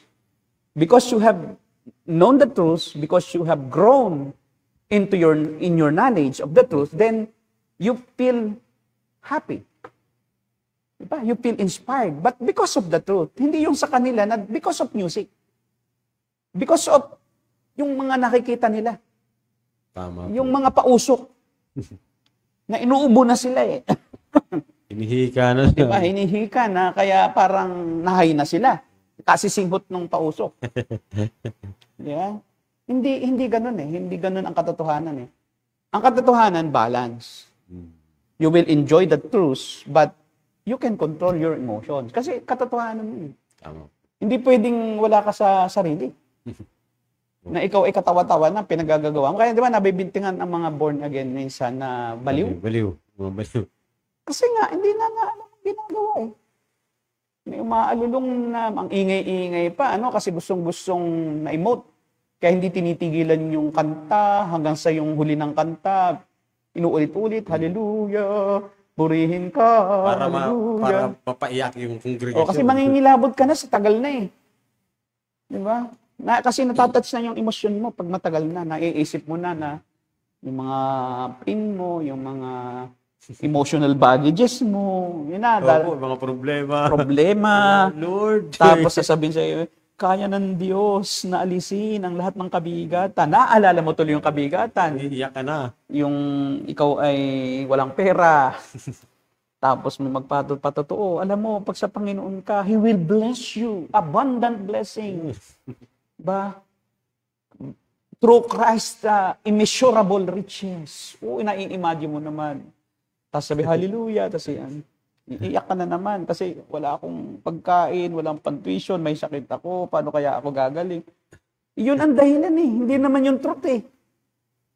Na ikaw ay tinubos ni Kristo. Na ikaw ay espesyal, ikaw ay hinirang ng Diyos. Hindi eh. Kundi yung ikaw ay gagaling, ikaw ay gwapo ka. Sabi nga ni Joel Osteen, when you wake up in the morning, You look at the mirror. you look at the mirror and tell yourself, I am handsome. Wow. Wow. Ikaw na. Kaya I am beautiful. parang niluloko mo sarili mo kung hindi naman talaga totoong. Hindi, wag mo na lang isiping niluloko mo ang sarili mo. Kaya nga, alisin mo yung iyong reasoning eh. Grabe talaga. Faith lang. Walang reasoning kasi yung faith na yan eh. Di ba? You are gifted. Wow. You are loved. You are special. You are talented. Hindi ka nga marunong mag-gitara, hindi ka marunong kumanta, hindi ka marunong ng lahat. Lahat talent. Tapos sasabihin mo, you are talented. Just claim it. Just name it and claim it. You are wealthy. Oh, biruin mo, wala kang buka na nga ang sapatos mo, nakatawa na, pero you are wealthy. You are highly favored. You are healthy. You are, di ba, charito. Charito. Mga kabiyaya. Ano ako, bading, charito. Bading eh, charito. Pero mo, pati lalaki, charito. Di ba nila naiisip yun? May una man po, Pastor, dapat pag babae, Dapat charita. Charita. Charito. Unisex na pala. Galing mo. Babae na pala lalaki. Okay yan, di ba? Kaya pala charito eh. Pwedeng panlalaki, pwedeng pababae. Biro lang po yun, mga kapatid. Biro lang po kami. Ay! Ayun. Charito. Nabagsak yung ano ba. So, yun. So, imagine, no? Just imagine. Yung nga, just imagine sila eh. Imaginein mo lang. Wapo ka. Imaginein mo lang. Di ba? Nag-imagine lang sila. Parang imagination ka na lang. Opo. Di ba? So, i-feel mo lang, i-feel mo. Opo. Diba? Kaya hindi sila, wala sila sa realidad eh. Ang tawag ko dyan is Disneyland Christianity. Wow. Yung lahat ay ano lang, mock-up lang lahat. Opo. Lahat fairy tales lang. Lahat fairy tales. Sila, Bugs Bunny, yung bilib na bilib ka, yung Opo, nabubuhay ka sa imahinasyon. Mm-hmm.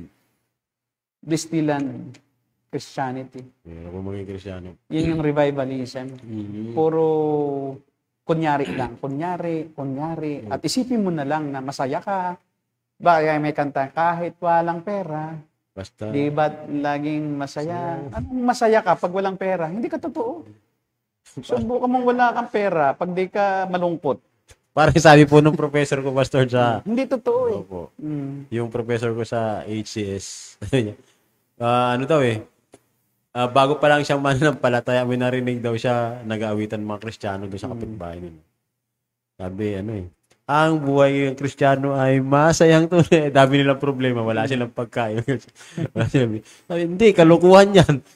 Wala kang pera, wala kang bigas, gutom ka, magiging masaya ka pa. Kaya, sabi ko, hindi niya ako naniniwala doon. Kaya nga parang weird. Oo. Kasi, claim mo lang. Pag-aari nga natin ng mundo eh. Opo. Kaya nga tayo kasamang tagapagmana. Kaya isipin mo, mas mayaman ka pa kay Ayala. Wow. O siyempre si Ayala, ano lang naman yan, subdivision lang kanya, mayaman ka pa kay Bilyar.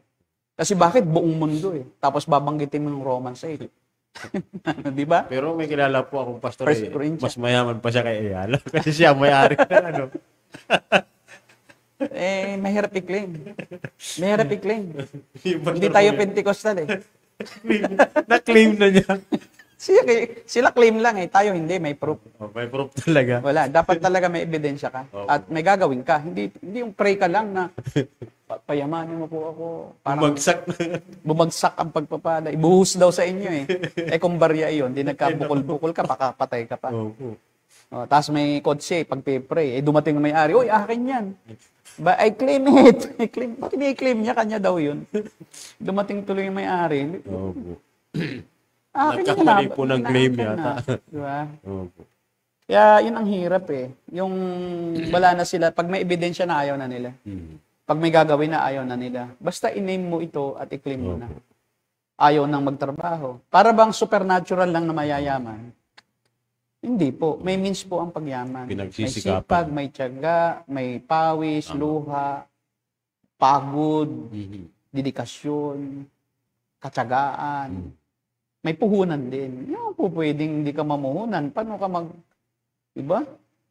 Kaya nga, pagtatanim, aani ka pag may tanim. Puhunan. Wala nga namang kikita ka, wala ka man lamang namang pagod at puhunan ni 5. Basta na lang. Baka sugal yan. Hindi yan, Hindi sa Diyos yan. Baka sakali ka. So, kailangan solid yung evidences. Solid din ang iyong gawa. Tama po. At may pananampalatayang kasama yon. Gumagawa ka na bahala ang Panginoon. Pero, sabi nga ni Martin Luther, tinanong siya, kung sakaling darating na ang Panginoon, bukas, anong gagawin mo ngayon? Magtatanim pa rin akong mansanas. Ano ngayon? Diba? Life goes on. Hindi naman ibig sabihin, padating ng Panginoon magtatarang ka na parang mawala ka na sa sarili at nakabantay ka na lang. Hindi.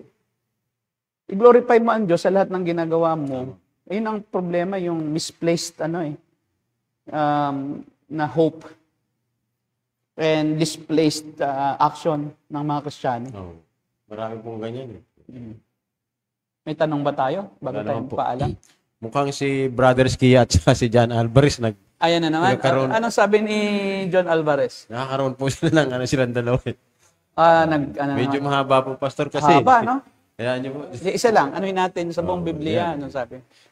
Sa buong Biblia, may mga malinaw na patunay na mga anghel, bagamat espiritu ay nakikita ng tao kapag pinahintulutan ng Diyos. Genesis chapter 19 verse 1. Kay Lot at ang dalawang anghel ay nagsipagdating sa Sodoma sa kinahapunan at si Lot ay naupong sa pintuang bayan ay nagsidating sa pintuang bayan ng Sodoma at ang makita sila ni Lot, sila ay tumindig na sinulubong sila.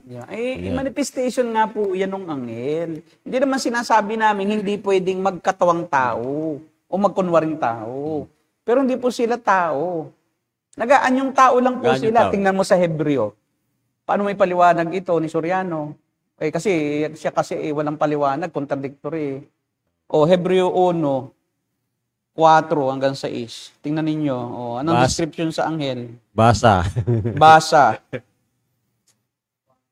Hanggang 4 Hebreo 1, 4. Hebreo chapter 1. Verse 4. Verse 4.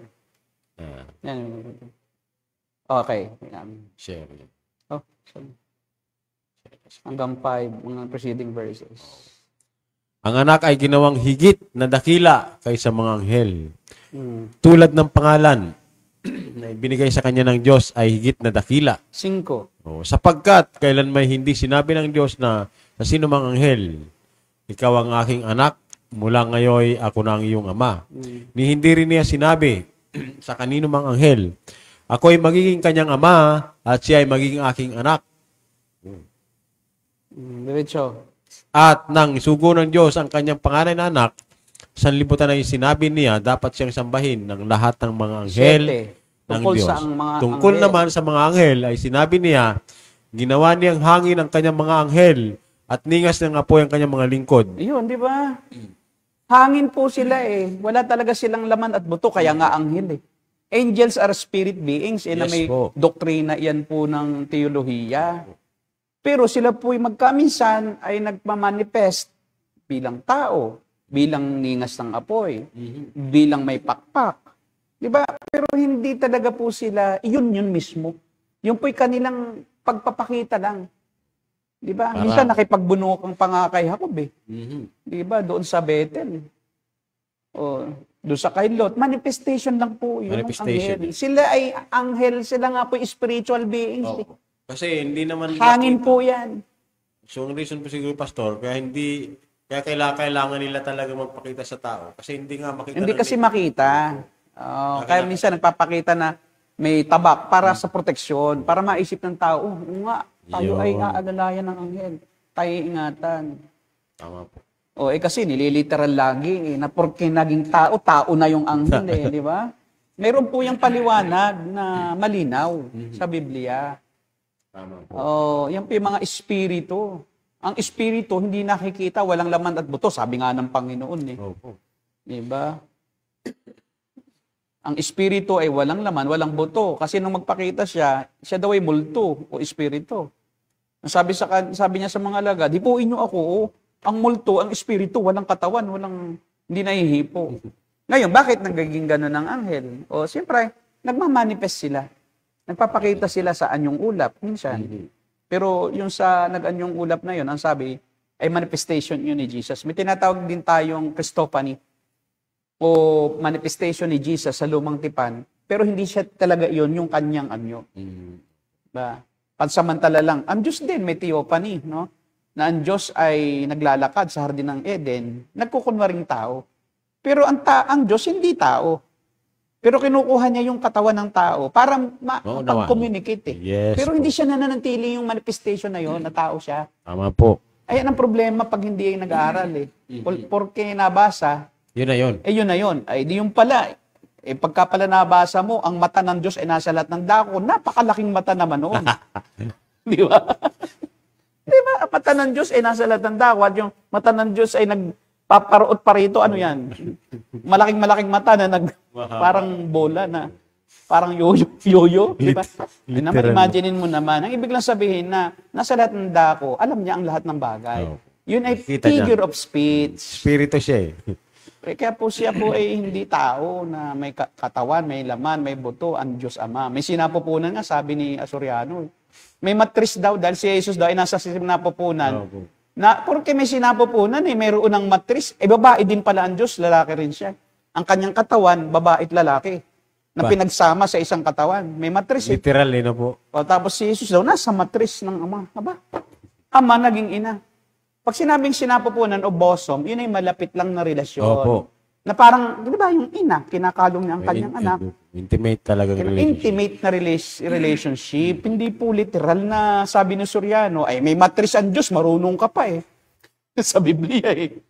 Kasi hindi siya nag-aral ng figurative languages ng Biblia. Hindi. Pag kung ano yung mabasa niya, Literalistic kasi si Soriano. Literalistic. Kaya lagi siyang binibintangang nasalong Mr. Contradiction, sabi sa kanya, ng mga iglesia ni Cristo, ni Ramil Barba. Diba? Mr. Ni Contradiction. Tocayo. Si Mr. Contradiction, tingnan ninyo at panoorin. Sabi niya, seahorse na lalaki nanganganak. Si horse din. Hindi po si horse ang Diyos. Hindi po gano'n. Hindi po hayop ang Diyos. Hindi po gano'n. Huwag niyo pong salaulain po ang Diyos. Opo. Binubosong niyo na po eh. Kayo mismo namubusing. Espiritu nga ang Diyos eh. Paano naging seahorse? Huwag mo namang ikumpara sa hayop. Hindi po hayop ang Diyos. Seahorse yun. Merong ang hayop na walang lalaki eh. Puro babae sila. Pero kaya nilang manganak. Opo. Huwag mo namang ganun eh. Ginagamit mo na lahat. Pati ng mga kapilosopuhan eh. Manang-mana ka sa amo mo. Sige. Wala na po siguro. Wala na ba? Opo. Tayo ay nagiging Soriano na rin. Ayun. Kaya po contradiction.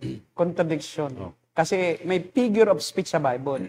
Pagka ba sinabi sa Biblia na yung ang aking kwarto ay natigmak ng luha, bumaha ng luha ang aking silid literal na rin. Nalunod din siya. Luha ang inubos mo na yung buong kwarto mo ay lumubog sa luha. Figure of speech po yun. O, di ba? Yung kaya yung figure of speech na yung namayapa, yung namatay. Di ba hindi ibig sabihin payapa yung kung sa impyerno yon? Kasi figure of speech lang na yung katawan niya nahimlay na. Minsan naman ginagamit na natulog, Opo. pero patay na. Oo, Diba? Kasi euphemism,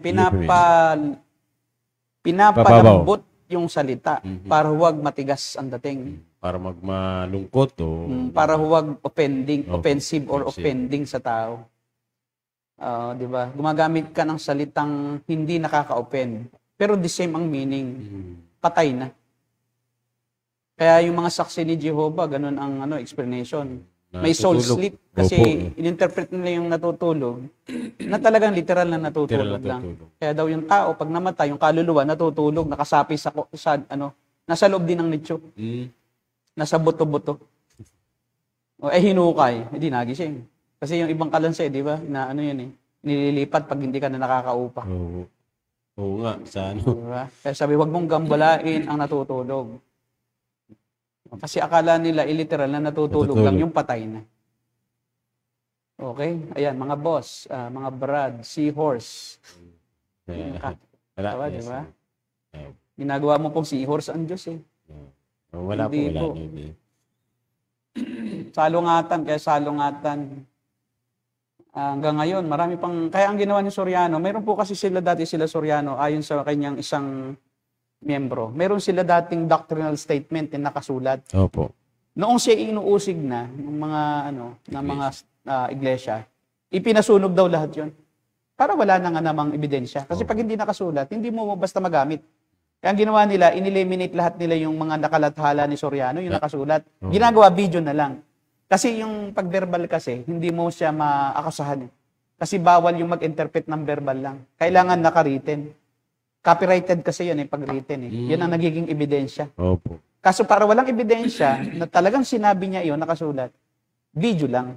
Para pwede nang ipaliwanag uli niya sa ibang paraan. Pero pag nakasulat, hirap na ipaliwanag Nakasulat Iisa-isahin mo, tapos sasabihin mo, ito yung meaning ko dati. Okay, paano yun? Di ba? So, magkukontra-kontra ka. Kaya nga, wala na sila ngayong statement of faith.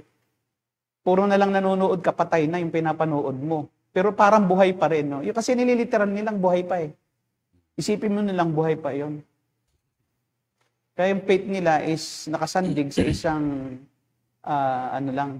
pantasya. Nagpapantasya sila na buhay pa si Soriano. At ang tawag dyan, necromancy pa rin. Necromancy. Yung pag-asa sa isang patay. Minsan nga, tinatanong pa nila parang nagtatanong pa sila. Tapos yung mga naka-record, yun sasagutin. Di ba necromancy? Patay na nga yun Kukuha ka ng isang sagot niya nung matagal ng panahon. Tapos pag may nagtanong na live, yun ngayon ang ibabato na parang buhay pa si Soriano. Kita mo, napakalaking kasinungalingan. Binubuhay niyo pa, patay na. Iisip niyo buhay pa, pero patay na. Sobra kayong die hard. Tapos ngayon, si Rason, marami nang umaalis. Kasi wala nang mairason. Actually, yung pinsan ko na masugid na taga-sunod ni Soriano, malis na. Binabanata na ngayon ang MCGI. Yung isang, tagabasa ni Soriano, kinuminikate ako noon mga siguro 8 years ago. Buhay pa si Soriano. Umalis na kay Soriano. Tapos sabi, kung pwede daw ako maging guest sa kanyang radio program sa Bulacan. Ba't naman ako makikipag sa kanya? Di ba porke meron kang radio station, agad tuwan-tuwa ako. Hindi, di nakipag-compromise ako sa'yo. Tapos sabi, siya daw ay born again na rin. Born again. Paniniwala pa rin niya si Diyos, si Kristo ay hindi tunay na tao. Pareho rin ng Soriano. Paano tayo magkakasundo? Yun ang problema.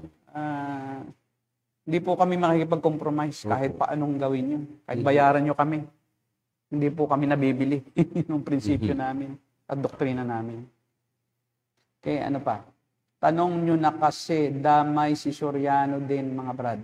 Huwag nyo na kasi idamay. Paano hindi idadamay si Soriano ang nagsasabi ng sinasabi mo na si Hor na may matris nga. Di ba pinagtatanggol mo So, ang amin lang, we defend the truth. Pag lies, huwag na nating ipagtanggol. Saka pastor, pag sinabi kasing binabanggit sa Bible na nanganak, ang nasa isip agad ng tao, maging itong mga nasa dating daan, nanganak na dumaan talaga sa puerta. Ayun nga, akala gano'n. Akala may puerta din ang Diyos. Pero ang Diyos may puerta, may matris, kasi pinanganak sa Jesus. Pero wala siyang tuhod, sabi ni Soriano. Kasi Diyos siya eh, hindi na siya luluhod kahit kanino. Wala rin po Kaya ang hirap, biro mo, yung katawan walang tuhod, paano ka uupo? Ay sabi siya nakaupo, ay di yung paa nakagano, Oo, nakatuwid. nakauna. Di ba? Kaya Pag nga, ginawa mong literal yung mga salita doon, may kaliskis din po yun. may kaliskis din daw ang Diyos. Opo. Di ba? Kasi nga, May talata na naman. seahorse eh. Di ba? Di ba? Yun ang hirap eh. Tapos wala rin daw, ang Diyos din, wala din daw ang tawag ito, bukod sa walang tuhod, dahil hindi naman lumuluhod, di sumasamba, Opo. wala din daw buhok. Ano niyang buhok? Wala siko. Ayun, walang siko. Paano kaka? Hindi makagalaw. Kaya iniuunat lang. Iniuunat. Sabi, inuunat ko ang aking, kasi lagi nakaunat. Kasi nga wala. Pero hindi po yun yung Diyos natin. Diyos nila. Ayun, yung pong Diyos nyo, iba. Opo. Diyos Kaya kung nila. ang Diyos ninyo, ganoon ang paglalarawan, ay yun po yung fake na Diyos. Opo. Kaya ang Diyos po ni Soriano ay fake po. Hindi Tama totoo at hindi siya ligtas. Opo. Paano siya maligtas eh? Sabi nga niya eh, pagka ikaw ay gumawa ng masama, ay hindi ka maligtas. Okay, hindi gumawa siya ng masama. Oo. Eh, pumunta nga siya ng Brazil eh. Yeah. Paano siya maligtas? Eh kahit daw isang kasamaan, eh hindi ka maligtas, kapatid. So, kaya siya na rin ang nagsabi. Kami po ay biyaya ang kaligtasan. Ay nawa, ikay mamulat. Ang kaligtasan po ay hindi sa relihiyon ni Soriano. At hindi sa mabubuting gawa. Dahil kung mabuting gawa ang kaligtasan, hindi ka maligtas. Dahil makakagawa ka pa rin ng masama kahit isa. At isa lang masama ang nagawa mo sa buong buhay mo. Isa lang pagsuway Opo. sa 10 utos. Impyerno ka na. O, paano yun? Mahirap yun. Mahirap po yun. Wala kang kaligtasan. Opo. Eh, kaligtasan naman po ang habol natin. Kaya po tayo nag-aaral. Tapos, nag-aaral ka pa doon sa contradiction. Kay Mr. Contradiction. Eh, di, doon ka na sa kakaunti ang contradiction. At saka perceive lang contradiction. Kasi hindi mo alam kung paano explain. May explanation po kasi mga ang contradiction sa Biblia. Seeming lang, seeming. Para lang nagko-contradict. Pero yung kay Soriano, hindi lang parang eh. Talagang Totoo, kitang-kita. sobrang contradiction. Ang Biblia, para lang nagko-contradict. Kasi nga, kailang explain lang siya sa tamang paraan. Kaya kung wala na po, ay tayo po ay magpaalam muna. Sige, At Pastor. pwede po kayong suggest kung ano po ang tatalakayin po natin sa susunod po na linggo sa Martes. Okay, Pastor Derek, paalam tayo. Ayun, so hanggang sa Martes po at Huwebes muli, susunod na linggo, kami po ay magbabalik. At ito po ang The Narrow Gate and Ministry, we are The Cult Busters. God bless you.